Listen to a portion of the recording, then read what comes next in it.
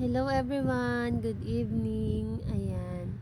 Ngayon ay naka-duty po ako sa pagbabantay ng pasyente. Ngayon, ayan, at hindi ko na po pinakita yung pasyente natin na binabantayan.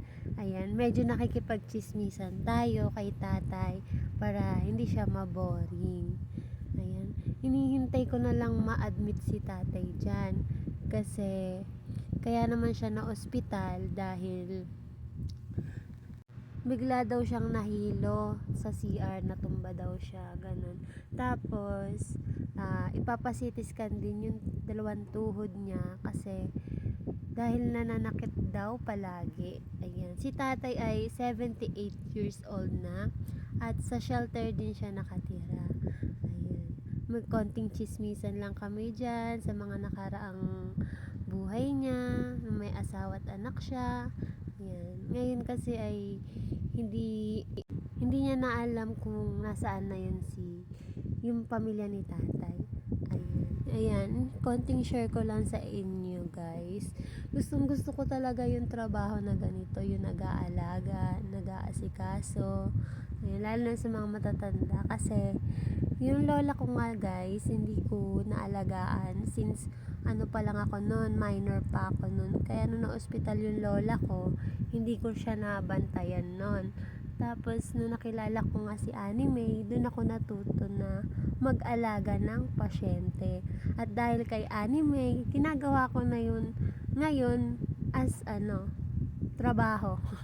At syempre, minamahal ko yung trabaho ko na to ngayon. Ayan, kundi dahil kay Annie May, hindi hindi ako matututo na mag-alaga ng mga matatanda, magpalit ng mga diaper, mga pag-inom ng gamot, ganyan. At dahil talaga yan kay Annie May. Ayan guys. Sakit na nga ito. Ano pong trabaho niyo po dati? Ano pong trabaho niyo dati? Ha? Ano pong trabaho niyo dati? Ako? Hindi, marami akong trabaho. Jack of all trades ako eh. Lahat. Hi guys! Good morning! At kararating ko lang galing work. Ayan, duty ako ng 7 p.m. hanggang 7 a.m. Anong oras na ba? Ayan, uuwi ko lang 8:30. 8:30 ng umaga. Ayan guys. Oh my gosh!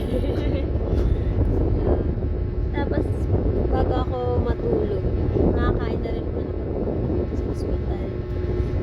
Bago ako umuwi. Tapos, magluluto muna ako ng ulam para sa paninda. Kailangan natin hard work. Hard work. Hard work.